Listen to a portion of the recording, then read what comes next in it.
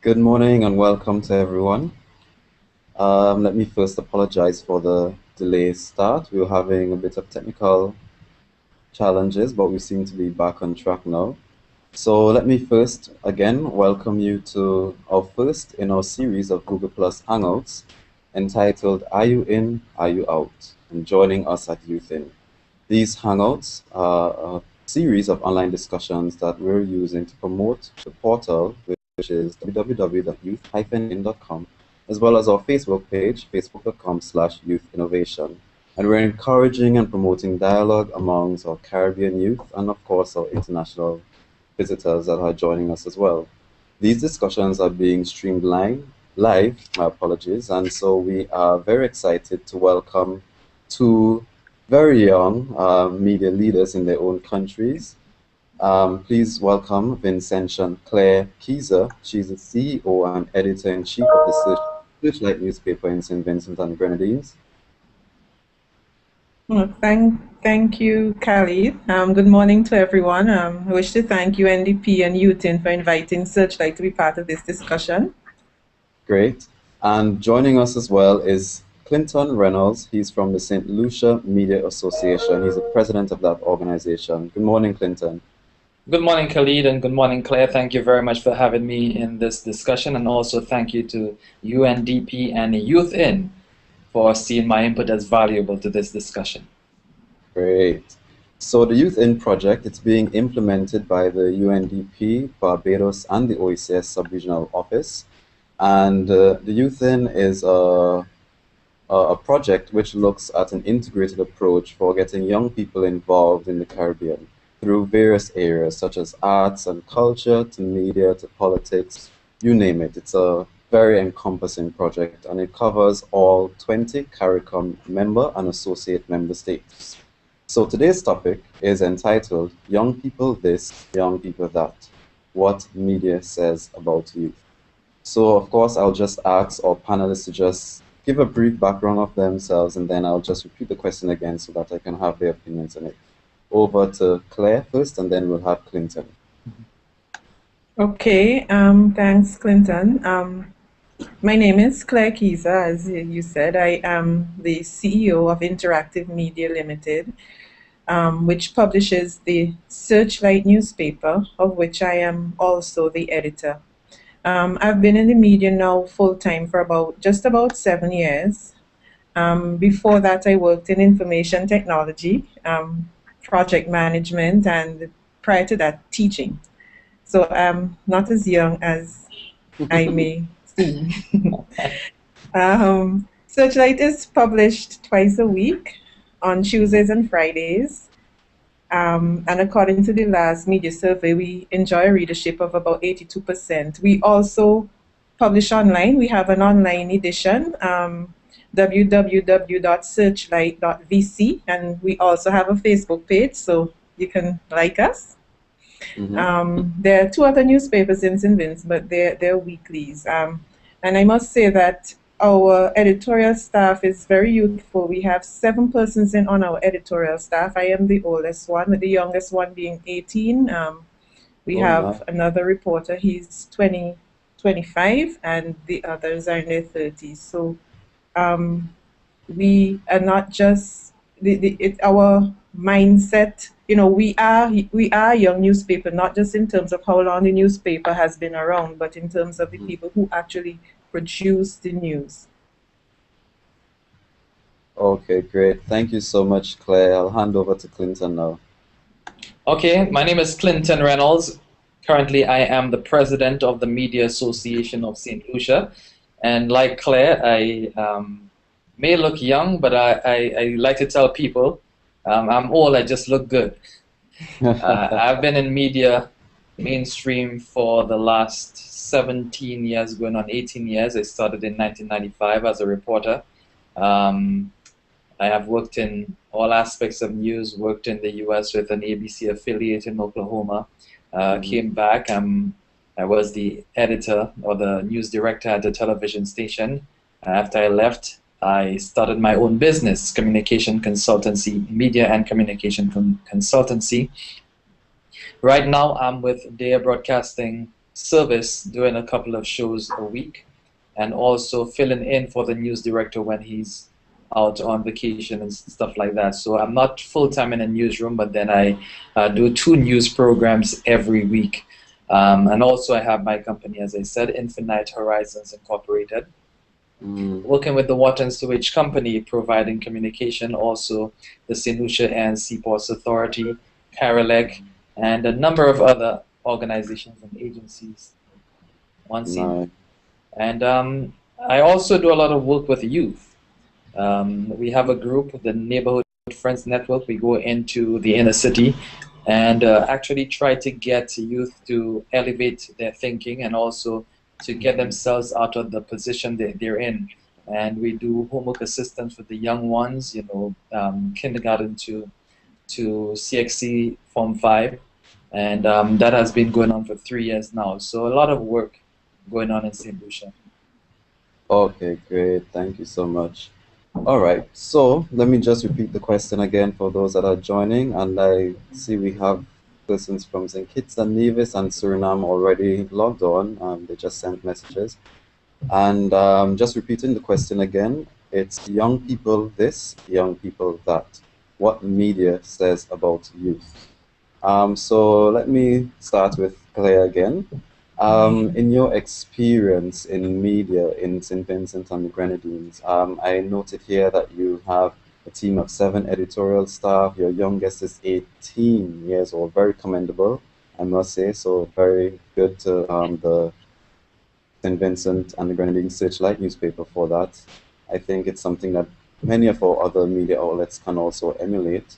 I would, of course, like to ask you at first, what are your opinions on this? Do you think that what does the media say about youth from your perspective as editor-in-chief, and maybe even from what maybe you may have discussions with some of your younger members of staff?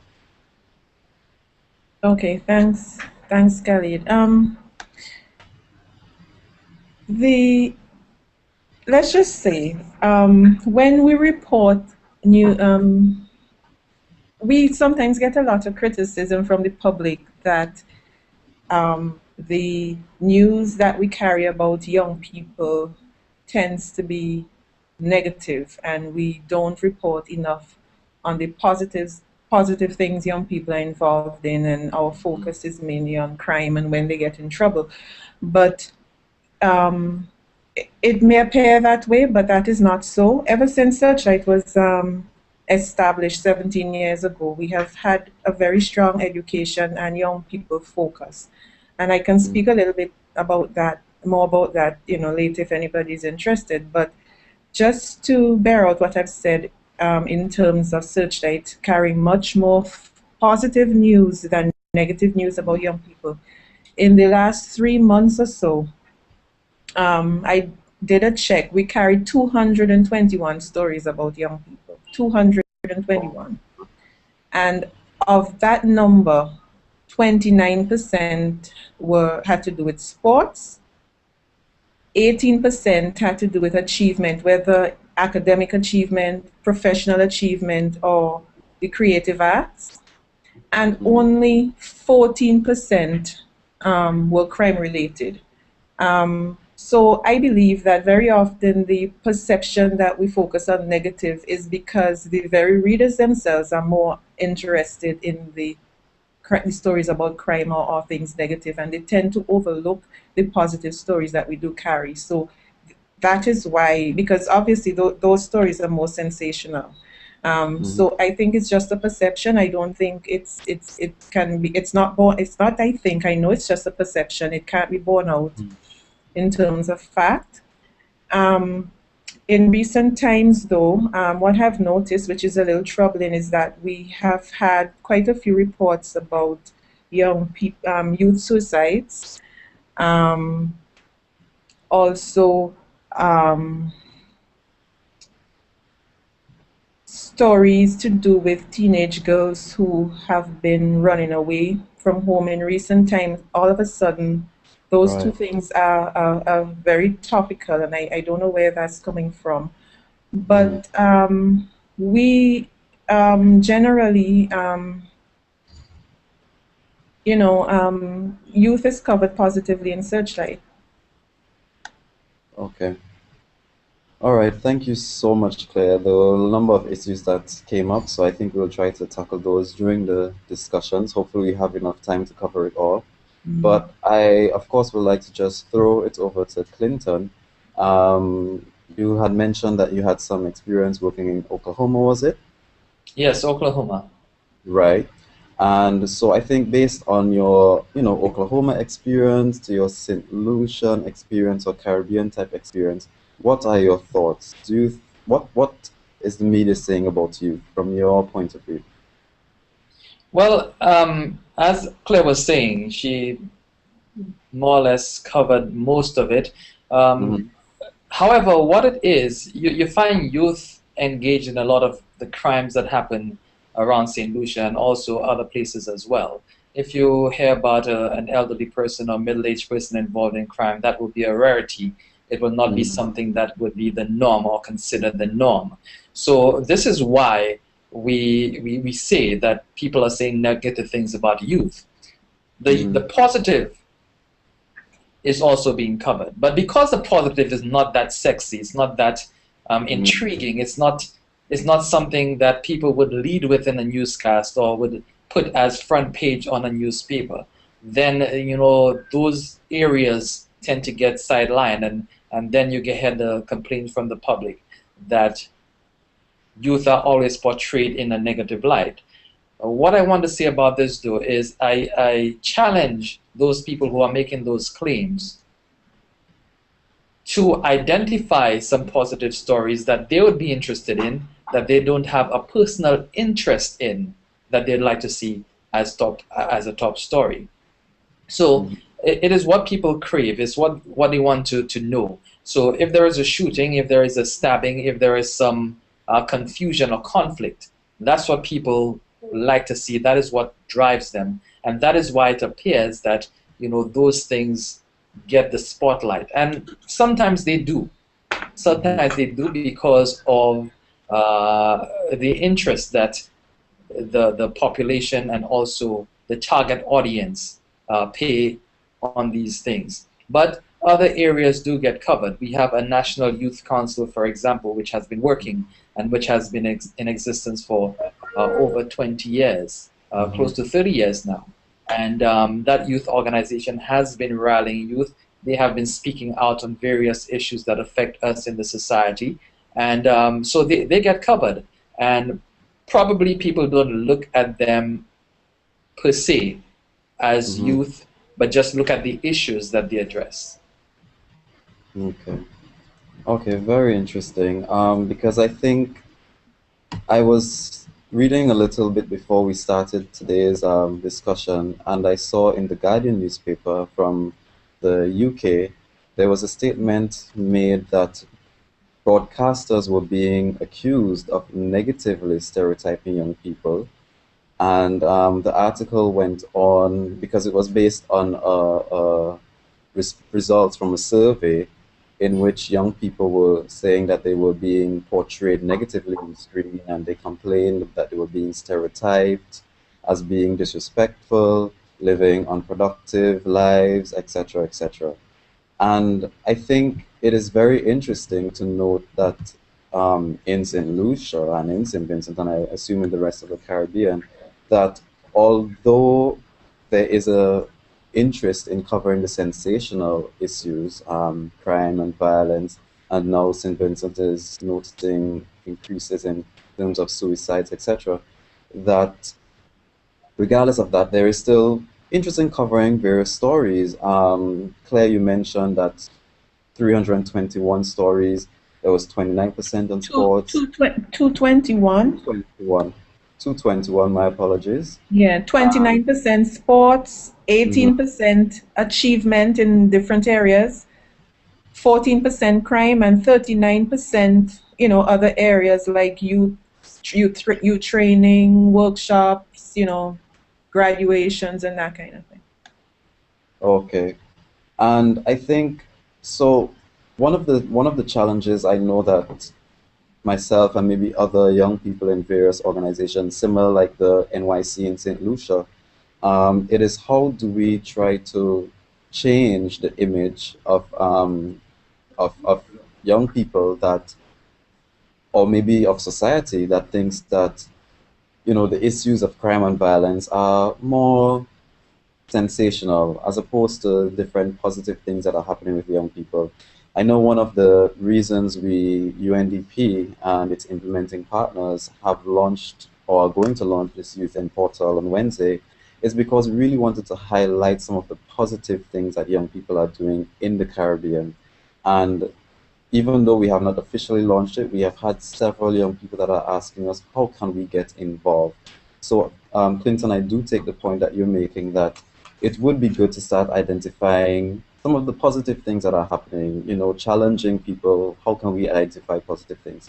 So from your point of view, how can we, make things more, how can the media play a bigger role in ensuring, I mean, even though, yes, I know that in St. Vincent and in St. Lucia, media is covering young issues, young positive issues, but how do we get more media houses involved? How do we get more people on the train that youth activism is active, it's alive, it is well, it's bubbling? How can we get more of that happening? Well, I think sometimes you need to take a proactive approach to these things in order to highlight the positive, because as I said before, they usually don't capture headlines. So in media houses, for example, you dedicate a space in a newspaper to youth-related issues that focus only on positive things, and you put it in a place that is prominent, so that people who read the newspaper, when they read the headlines, they can read that as well, because probably it's on the same page or it's on an adjacent page. In your newscast, you dedicate a certain part of your newscast to youth achievement. These are ways that you can make it work. These are just two ideas. Now, some people might not want to do that because they might suggest that this might be an unnatural way of determining how news is done. But I still believe that if we're serious about youth and youth development, then these things, these steps, these measures need to be taken. We have a population that is like 60% youth in St. Lucia. So whether it's good or bad, what the youth do will be highlighted because they are the majority of the population. It would appear that if they do anything positive or negative, it would appear that the majority would be stereotyped because of the fact that they have just those sheer numbers. So they also need to demand that their issues be addressed in a balanced way. So when we look at the negative, when we look at the crime and the violence, when we look at all those negative stories about youth being disrespectful, stuff happening within the school system, we can also highlight what is happening within the school system, what is happening in society, how some of those youth are intervening to help those youth who have gone astray, all these kinds of things. And we as media professionals, we as media practitioners need to see this also as our responsibility. There's a saying in media, if it bleeds, it leads. That is not necessarily the case. Sometimes we can direct the way that our audiences think. And it comes back to the chicken and egg argument. Do we determine dialogue, or does the dialogue in the society determine what we cover? So these are the questions that we need to ask, and we need to make ourselves part of that discussion. For once, become part of the news instead of discovering it. That's very interesting. Before I ask Claire to comment, I would of course like to invite all our viewers that are tuning in. You can of course send us a message, a comment, a query, question, whatever it is. You can send it to us and we can ask the panelists, or I can also repeat the comment for you, for everyone else to hear. So of course, Clinton just raised some very important points. I like the spiel, if it bleeds, it leads. And how do we determine the dialogue that appears in the media? Or how do we be creative to ensure that youth issues are welcomed? And I will just hand over to Claire now, if she has any comments to add to that as well. Yes, Khalid. I agree with Clinton that the media, we have a responsibility to the young people to get their issues out there. And because Searchlight recognizes this, about 4 years ago, I'm not sure if you can see this. It's about 4 years ago, we introduced a news magazine called Youth, Y-U-T-E, Youth Empowered Through Education. And it was really quite popular among the young people. But after about 1 year, we had to pull the plug. The content was mainly written by young contributors.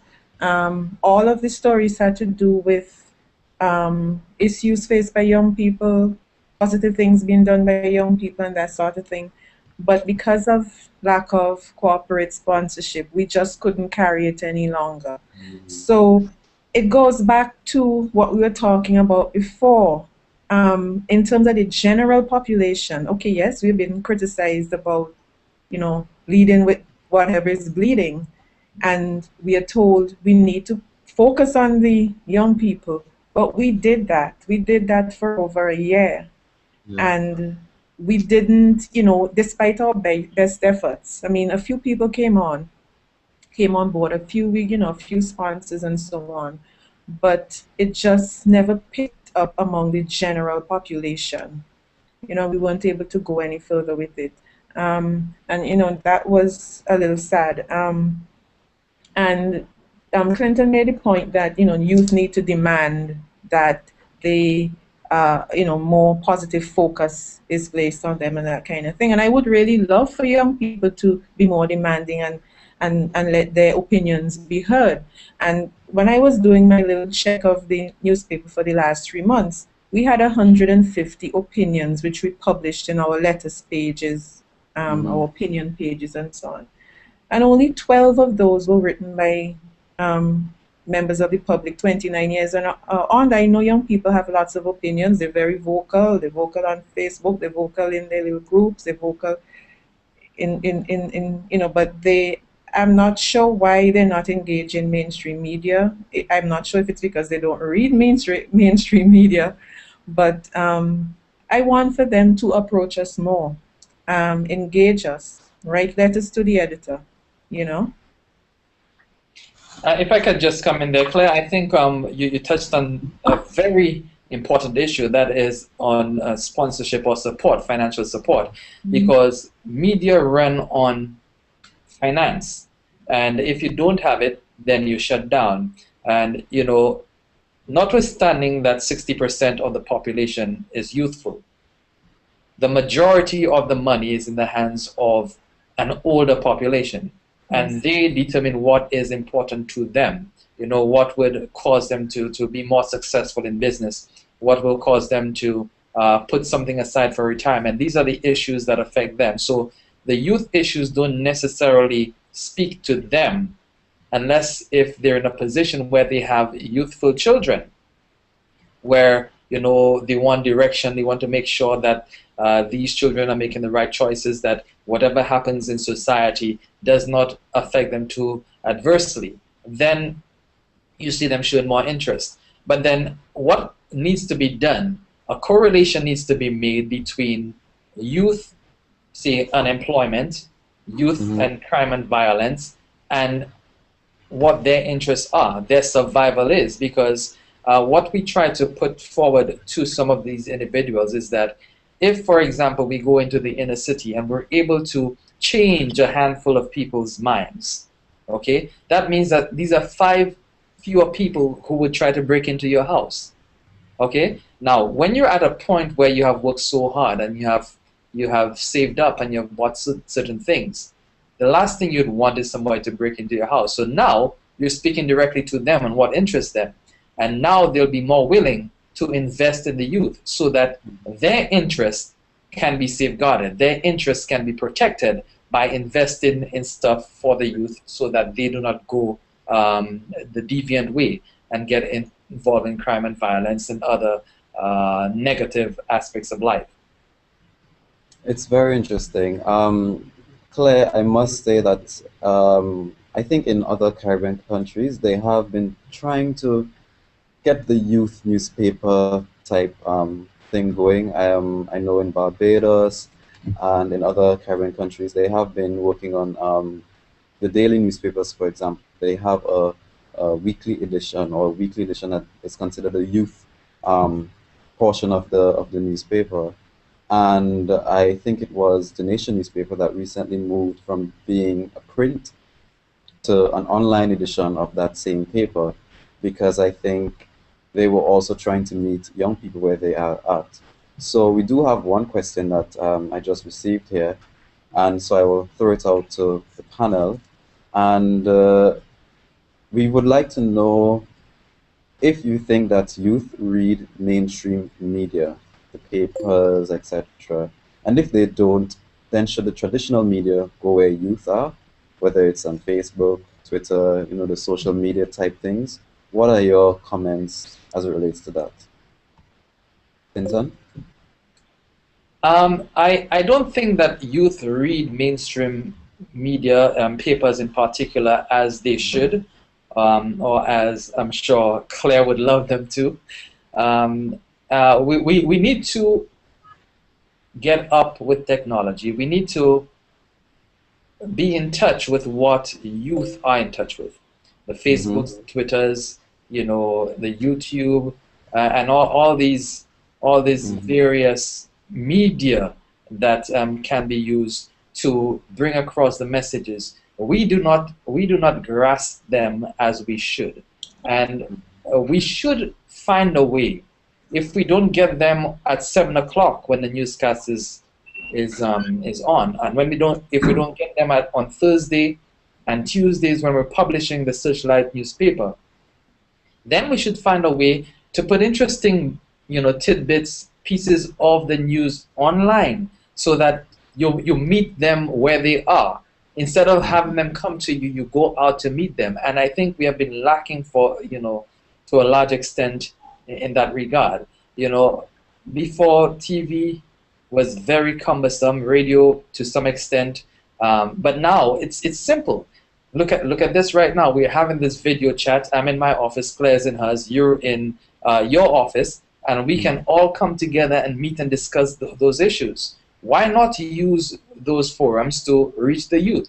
Why not use, expand it, get youth involved as well? Why not use the Facebook that they're on 24/7? Why not use the Twitter that they're on and send messages? If there is a bulletin, if there is a headline story that we want them to watch, use that so that they can have some interest. Otherwise, we're missing the boat. If they're not our target audience, then that's a whole different story. Okay. Clinton, I'm not sorry, not Clinton, Khalid. I don't think it's an either-or situation. Some young people are reading mainstream media. I know because we sell a fair number of newspapers in our schools and colleges, but not in the quantities we would like, of course. But I think we have to, as Clinton says, meet them where they are. We have to do both. We are both in print and we are online. Searchlight has been online since 2005. This is now 7 years, and we have a Facebook page as well, which is quite popular. So we try to link the two, like tease people in the print edition, send them to the online, and vice versa, to try to create a link between the two so that they can drive those people who generally tend to be online more, might be encouraged to pick up the print, and vice versa. But yeah, increasingly people are moving online. I hope that the traditional, this does not mean that the end of traditional media is anywhere near in sight, because I still think there is a role for print. But yes, we have to meet people where they are. But some young people do read print still. Okay, thank you. I would, of course, like to welcome. We have persons joining us now from Guyana and Antigua and Barbuda. And of course, if you have any other questions or comments that you'd like to make on the topic is young people this, young people that, what media says about youth. We're having a very, very lively discussion right now with Claire Keyser. She's from the St. Vincent and the Grenadines Searchlight newspaper, and we have Clinton Reynolds. He's from the St. Lucia Media Association, and we, of course, are still going ahead. And there was a topic that we touched on briefly, so I just want to go back to it a little bit before we continue along with the battle between traditional media versus the social media. Claire, you had raised the point on corporate sponsorship, and I wanted to get your before I ask the question, I just wanted to welcome Andrea Bryan. Andrea is the Caribbean Youth Think Tank member for Guyana, the UNDP Youth Think Tank member for Guyana, to be correct. And she is also involved in the media in her country. So I should just ask Andrea, can you hear me? Andrea. Okay, we'll get back to Andrea. Yes, I could hear you. Can hear me. Okay, great. I would just like to just give a brief introduction to about yourself and what you do in Guyana in terms of media before we continue along with the discussion. Okay, sorry for joining so late. Basically, what I do in Guyana, we have a youth and media organization. It's youth-led and youth-run. I'm hearing an echo. We're not hearing it. We're hearing you quite clear. Oh, okay. Well, then I'll just have to listen to the voices in my head. Yeah, so Youth Media Guyana is a pretty new organization here. It's the only one of its kind in Guyana and perhaps in the Caribbean. What we do, we have youth journalists who would actually create their own messages for the media, because what we realized is that mainstream media did not focus on the views of young people, even if it's an event that was focused on young people. They were the last, if even ever, asked a question about how they felt about what was being implemented. So what we decided to do was have our own media. And so we have youth reporters, we have young people who are camera persons. We even do print as well as online content. You could check it on Facebook, Youth Media Guyana. So it's creating our own content to make sure our views are heard. Okay, so I'll just recap a little quickly for you. Joining us is Claire Keyser from the St. Vincent and the Grenadines Searchlight newspaper, as well as Clinton Reynolds. He's from the St. Lucia Media Association. And we were discussing the topic, as you know, young people this, young people that, what media says about youth. We got in a bit of discussion on the traditional versus the social media, and in terms of what works for young people. Claire was mentioning in St. Vincent, they started a magazine called Youth, Y-U-T-E, and that magazine looked at giving young people a voice, essentially, to express their issues. And of course, most of the contributors were also young people. The issue that they found there was, due to lack of funding because of corporate donors, the print It's 12 o'clock. did not really go very far. So, and of course, Clinton was explaining a bit more about the corporate needs, but also mentioning that organizations such as the NYC in St. Lucia, they're very vocal on issues affecting young people. And he threw out the topic, which is very popular in media, which three of you would know, but I wouldn't. If it bleeds, it leads. And so we were trying to see how we can change that perception of if something is bleeding, then it will lead. How do we ensure that youth positive activities are also highlighted, but also issues that are affecting young people?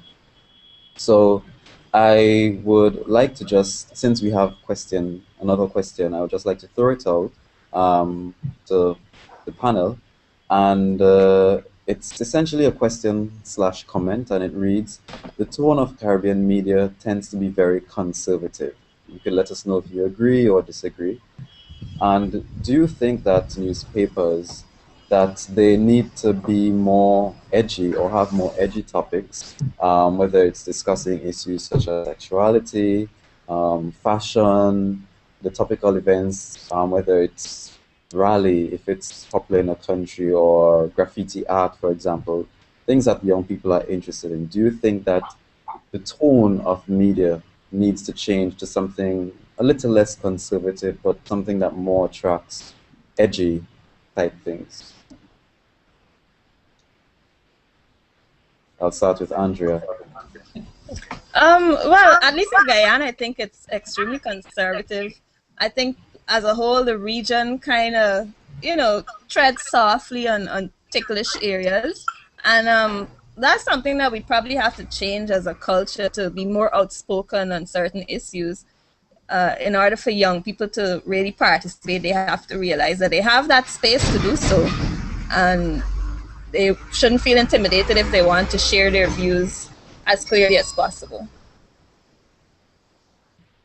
Okay. I agree with Andrea totally. Sorry. Go ahead. No, I agree with her totally, and I think our education system promotes that as well, because if you go back to your education system, you realize, and probably those my age, it might have changed a bit now, that we are excellent writers, but then when it comes to oratory, we are woefully deficient. A lot of us are woefully deficient when it comes to oratory, because we are taught to write in school. From the time we're young, we write and we write and we write, but there are no presentations. We don't have to deliver those. We do not have to explain to people what our writing is about. We do not need to present those in certain ways that will reach others. And I think this was highlighted, and it became more apparent to me when I studied in the United States. The United States, the system is totally different. You speak as much as you write, or you speak more than you write. Because at the end of the day, when we communicate day to day, we do a lot more talking than we do writing. We see somebody down the road, we don't stop and write a note to them. We speak to them, we interact, and that is lacking in our education system. Now, going back to the question about the conservative media, or how conservative our media are in the region, it is true. There are certain things that we're afraid to touch, because we don't want to step on toes, we don't want to cross certain lines. We live by that Christian principle, do unto others what if it will mean that position and that kind of thing. And sometimes we neglect our responsibility to be the beacons of truth, that whoever it is, we need to bring it out, whether it's our mother, our father, whether it's our priest, our pastor, whether it is a politician who goes out the blind.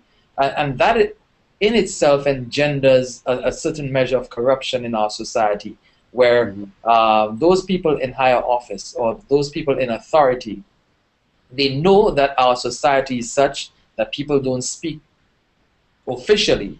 We have our little cliques and stuff, and we gossip about certain things, and we have that little chit chat and stuff. But when it comes to official information, we don't do it. So they can escape with a lot of stuff, and as well, our laws, there's some laws on our books that prevent us or restrict us from talking about certain issues as well. Criminal defamation, for example, we discussed that a lot at the IPI in Trinidad in June. That's a big thing for us. Criminal defamation, it is on the law books of many countries in the region. Trinidad has recently withdrawn it, and also Grenada, but then the rest of the region, that is still there. So we are also afraid. Every time somebody says, "Oh, I'll sue," then we jump back and we say, "Oh, probably this is something we don't want to touch. We don't need to touch because we're afraid of getting sued." So yes, we have been forced into a position as Caribbean media where we are very conservative, and it is as a result for a large part because of fear. Okay. Claire, anything to add before we take the next question? Not really, just that I think that the label conservative as opposed to edgy is highly subjective, because the person who gave the question gave us examples of things he or she would like to see as fashion and graffiti. And another person may not find that particularly edgy. They may look at those topics as being rather conservative and dull. So I think, different people want to see different things in newspapers, and I wouldn't say necessarily that we are all that conservative. Okay. Thanks, Claire. Thanks, everyone. We do have another question, and it's from Sadana. The question is, well, comment/question. In Suriname, there are a high number of suicide cases. Claire, you spoke a bit earlier about the increase of suicides in St. Vincent, so this is very applicable. And this suicide rate is amongst young people. So how do you think the media can contribute to reducing suicide cases? Often, she's saying that the main focus, or the media focuses more on the suicide and the drama associated with it, and make that a hot topic in publishing it. She is suggesting that she thinks instead of making hot topics, why not paying more attention in creating awareness that suicide is not a solution, for example? What are your thoughts on that? The person who submitted the question is correct. In 2011, St. Vincent had 0 suicides, as far as we're aware. And so far for this year, we've had 5. Wow. Only one of those was somebody you would not say is a youth. All the others were relatively young persons. Relatively young persons, 2 of which were school children. Okay. The person who posed the question is correct, because we did a follow after the 5th one. We spoke with a psychiatrist who warned us in the media about how these things are carried in the media. And the point she was making is that from the circumstances surrounding 3 of the youth suicides, she suspected that 3 of them may have been copycat suicides, in the sense that young people who are going through difficulties in life, who may be contemplating suicide because of the sensational manner in which media tends to carry these stories, the front pages, the first story on the TV news at night, and so on. It may give the person who has a problem, who's not thinking completely straight, that this is a way to deal with the problem. This is a way out of my situation. So it is very important for us in the media to recognize that there is this copycat phenomenon that could result in young people choosing this option. But as they said, we should focus on sending a message to young people that there are these resources out there. There are these places which offer counseling. You should do this, you should do that. This is not an option. It is a valid concern that person posed. Okay. Any other panelists would like to comment on that before we go to the next question? All right. We do have another question, and this is from Toya. The question pertains to what was said earlier about meeting young people where they are at. She's asking, does the panel believe that young people are interested in things we want their views on? For example, she goes to the discussions with lots of young people, and when the floor is open for views, very few speak up, and usually it's the same young people over and over who are the ones discussing the topics. So, What are your comments as it relates to that? I believe it goes back to what Clinton was talking about earlier, that we in the Caribbean do not encourage our young people to speak up in schools. So the majority of our young people who they have issues and they would like to express themselves, but we don't know how, or we are afraid. So the handful of young persons, usually the youth leaders, they are the ones who get the spotlight over and over again. I think we need to do something right now in our school system and pay attention to developing the oratory skills of our young people. And in terms of young people feeling like they can speak out, I think it takes a little time for them to get comfortable with the idea, because it's been our experience with Youth Media Guyana. Asking questions at first, young people are really shy, like, you actually want my opinion? Does it really matter? But as they start to talk, a lot that they might have suppressed comes out. So we need to ask young people what they want to talk about, what are some of the issues that are affecting them, and if they could compile that list instead of adults telling them, well, these are the important topics to you and these are the things that we want feedback on. If we get from the young people themselves what are some of the pressing issues they want to discuss, I think that would open up the floodgates in terms of getting them to talk about those issues. When we're dealing with youth, the first thing we need to let them know is that there is no wrong answer, you know, especially when you're dealing with youth issues. If you want to encourage them to speak out, there is no wrong answer. As Claire said, and as Andrea alluded to, I mean, we and I said that earlier on, we have not encouraged our young people to speak. I remember my own personal experience. I would be terrified to speak in a crowd. I would not be able to do this before I came into media. Even when I started media, I would be reading news, and it would be me and an announcer, and I'd be shaking like a leaf and sweating in frigid temperatures, you know, because it was just not my habit, it was not my culture, it was not my a normal thing for me to do, to go out and express myself. But then, you know, I've gotten over that since then, like many years hence. But then for me, I need to go back now and reach out to young people who might be in the same position that I was in 20 years ago, and tell them it's okay to speak. You know, my son, for example, we encourage him, his mom and I, we encourage him to speak out. If there's something affecting you, talk about it, talk to us. If you can talk to us, talk to somebody else. You know, but just build the habit of talking about issues. And then if we start doing that, youth begin to listen to other youth. And it's like, as Andrea said, it's a rolling stone. Like, once it starts, you can't stop them. But you have to make them start. They have to start for them to continue. Sounds good. I am just being reminded by my technical crew that we have approximately 12 more minutes remaining. So, of course, as we're nearing the end, I will ask for some final comments from our panelists.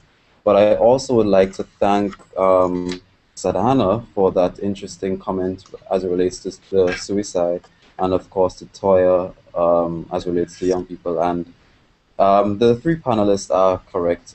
We do have to start looking at how can we give more young people a voice, how do we encourage them to participate, how do we get them more involved in the decision-making process, how do we get them to give their feedback as it relates to topics affecting them.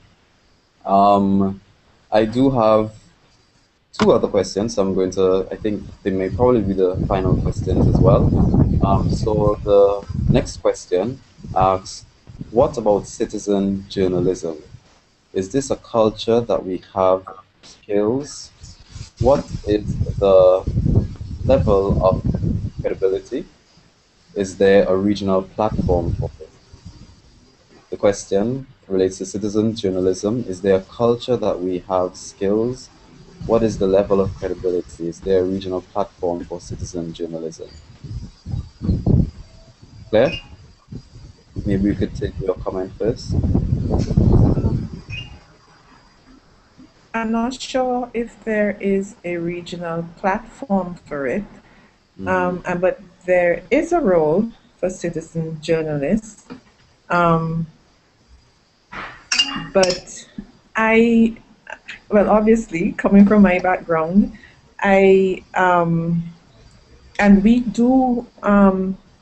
are alerted to stories by citizen journalists out there. We do not realize they are citizen journalists, but I think readers or persons reading the submissions of citizen journalists also need to be aware that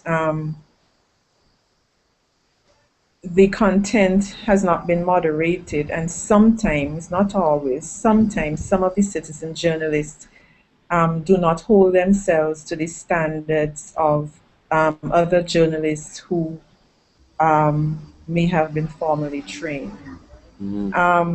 But there is a role for citizen journalists, especially in today's world of the World Wide Web and so on. And I think that there could be a good marriage between traditional media, online, traditional media, even traditional media online, and the citizen journalists who could be their eyes and ears in places established media organizations cannot be.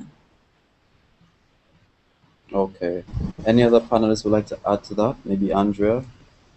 Yeah, I think there is a place for citizen journalism, like an iReporter, because we have so many devices. We are always connected to the internet. Social media is a powerful tool. Perhaps it is just a case of having a moderator or someone that could make sure the information is credible, like fact checkers.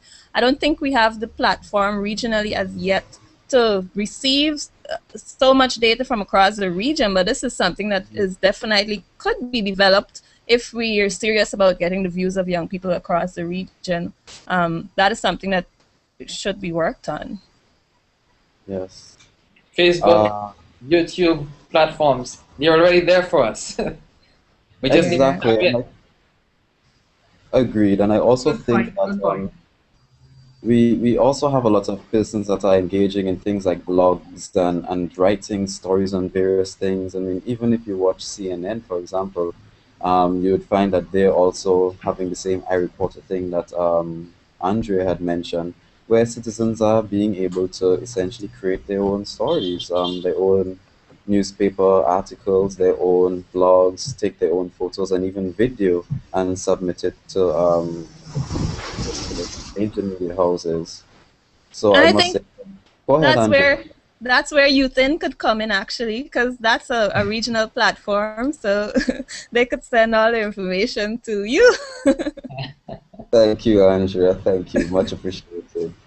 And of course, I should also mention that even we also have a part of the portal, the website, where we ask young people to share their stories. We feature positive young people, and we have young people that are interested in various areas: arts, culture, entertainment, music, media, ICTs, sports, and they're doing tremendously good things in their countries and in the entire region. And so, of course, any other young persons that are there listening, feel free to send it to us. And now that we have a so we'll be sure to send it to them so that they can also promote some of the good things that you're doing in your country. And we do have another question, and it's asks, what about public access to information? I think it was Clinton, you were just mentioning the laws that also restrict in terms of some of the sensational or the edgy topics that the media would like to air.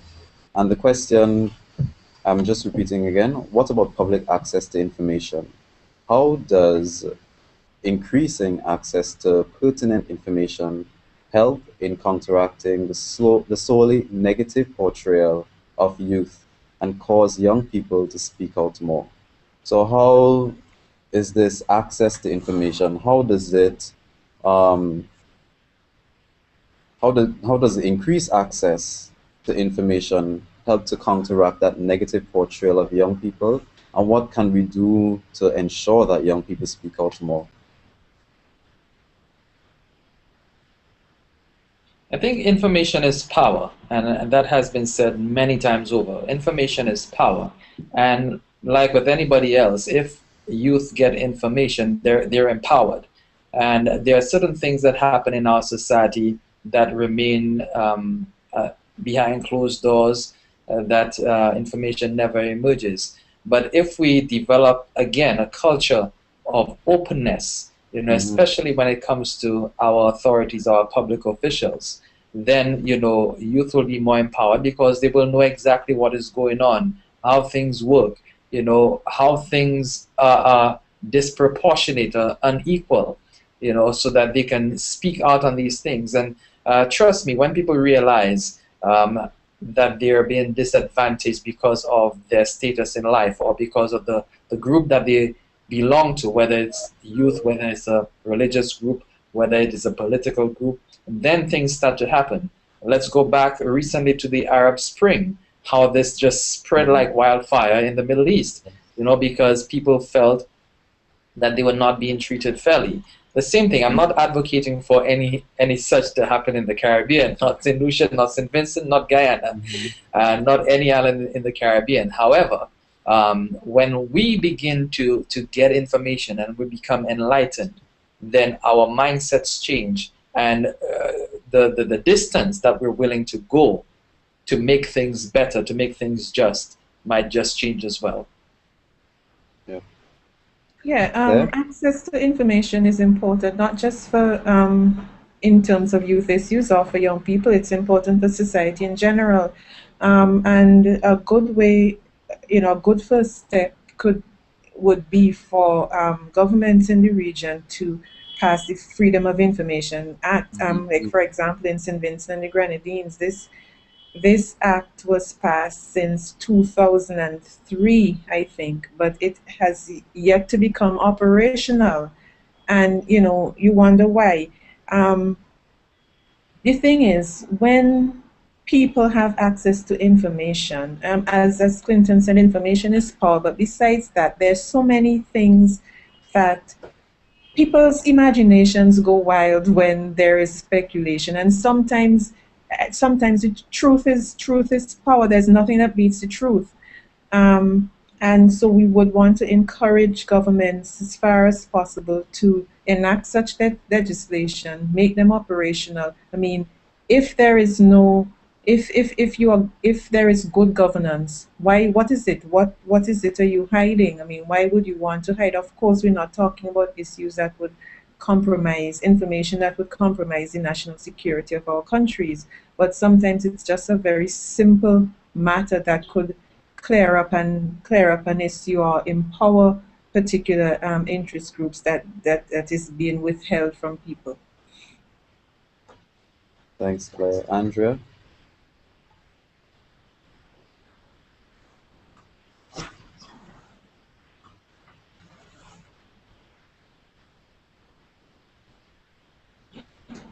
Okay, I think we may have lost the audio there, but we have maybe about 2 more minutes before we wrap up.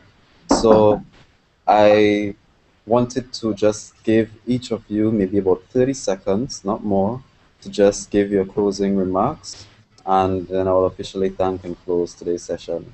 Let's start with Clinton. Well, I want to thank you again, Khalid, and also the UNDP for this opportunity, also Youth In for giving me this opportunity to speak on youth issues. I still consider myself a youth, even though I am heading past that right now. And youth issues will continue to occupy our minds and our attention because of the fact that we have so many youth in our societies. And we cannot afford to ignore the youth because they are a really major contributor to life in our society. We need to be able to work with them, understand the things that motivate them, that move them, in order for us to meet their needs and meet their needs effectively. Okay, thank you. Yeah, I believe that young people definitely have to take full advantage of the opportunities available to us in terms of media. We have to continue doing what we're doing right now, which is using social media, using all online platforms. There's YouTube. I think the content from the Caribbean, especially young people, could be increased on YouTube. Things like these videos could be posted there afterwards, just to show that we're more than sun, sand, and sea.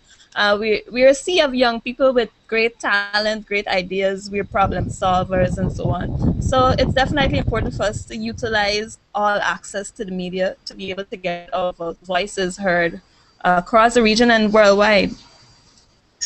Thanks, Andrea. And over to you, Claire. Yes, thank you. I just want to thank you, Khalid, UNDP and UTIN for inviting Searchlight and me to be part of this discussion. I enjoyed it very much. Thank you. And I want to invite more young people to engage the media in general and Searchlight on what are the issues that are important to them. What would they like to see portrayed more in the media, and not only tell us what they would like, but to be active participants in making it happen in terms of being contributors,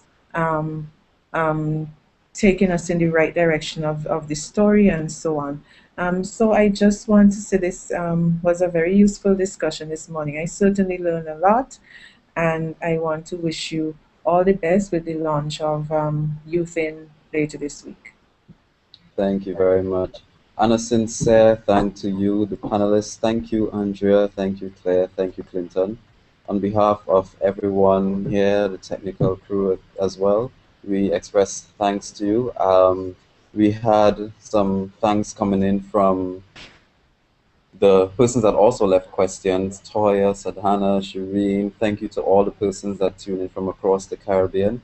The comments and questions were also very thankful, and thanks to the persons in-house that also contributed questions. I would of course like to close by giving some few things. One, I think that from here we definitely are recognizing that young people have a part to play in media and in communications. So we are going to try as much as possible on our end here at UNDP and at UTIN Project, see if we can continue to ensure that the voices of young people are indeed heard. I think what we can do is to ensure that we have collaboration with other media houses around the Caribbean that ensures that the positive aspects of young people that are being highlighted through our portal and through our Facebook page also makes it to the media outlets throughout the Caribbean. So again, thank you so much. I would of course like to remind everyone of the discussion topic this afternoon at 3. And it is going to be, is Caribbean politics an old man's game? Yes, it's Caribbean politics an old man game.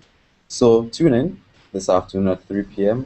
and we should start promptly at 3. Hopefully we have no technological challenges.